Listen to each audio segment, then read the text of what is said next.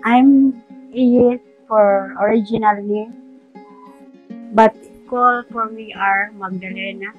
I was born in 1970, and this time I ran into 40. Kumusta ka dati? No improve for family, for care, for others. No improve. No improve.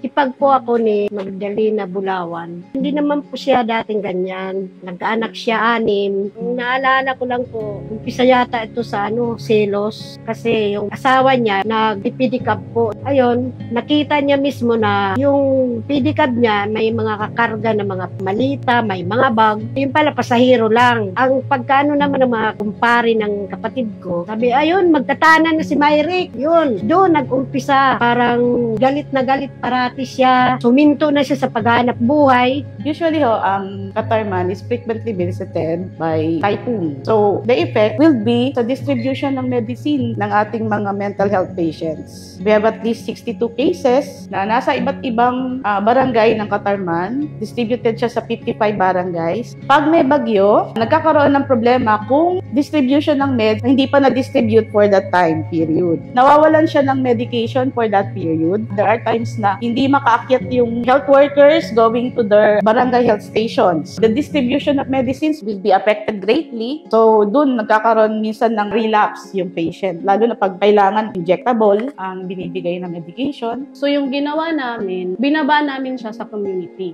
So, lahat ng mga meds ng may mental conditions, binaba namin sa nurses assigned or midwives assigned. For example, kay Magda, from 2020 to 2021, hindi ko siya makatch kasi nung una, ako lang talaga yung nag-i-inject. No, binaba namin siya kay Ma'am Sheila, nakakatch na siya sa barangay. So, yun yung rason kung bakit nag-improve si Magda. Assigned ako sa Barangay Baybay na doon nakatira si Magda, yung ating patient. Bali yung naging role ko sa kanya bilang public health nurse. Si Magda kasi, nakwatsera siya eh. Lagi siyang pupunta sa health center. Pero that time, parang iba pa talaga yung kanyang behavior. Yung pananamit niya, out of reality talaga. Minsan napapasakit na siya sa mga anak niya, pinapalo niya, binabato kami dito, pero hindi namin pinipigilan lang, lalo siyang nagagalit. Yung una na naibigay ko sa kanya, yung flu vaccine, para ma-assess ko lang siya kung pumapayag siya. At that time, nakuha ko yung loob niya, so pumayag siya magpa-inject. So yung sunod ko na goal is yung kanyang gamot. Na-start ko yung kanyang medication. Monthly na yun na injection. Tapos doon ko na-observe na yung behavior niya unti-unting gumagaling. Malaking pasasalamat namin kay Matet at saka sa office ninyo po. Ayun, kaya nalaman na namin na na-inject na po siya. Nagbago na. Salamat po kami sa inyo na tumulong din po kayo.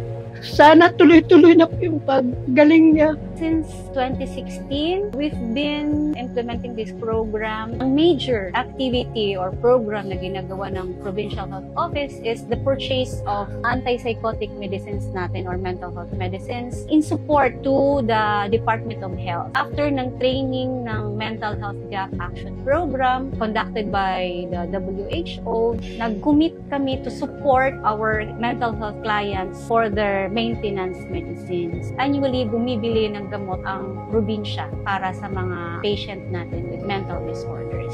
Sa consistent na follow-up, ang monitoring sa kanya ng pagbigay ng gamot, ang laki ng improvement na nakikita sa kanya.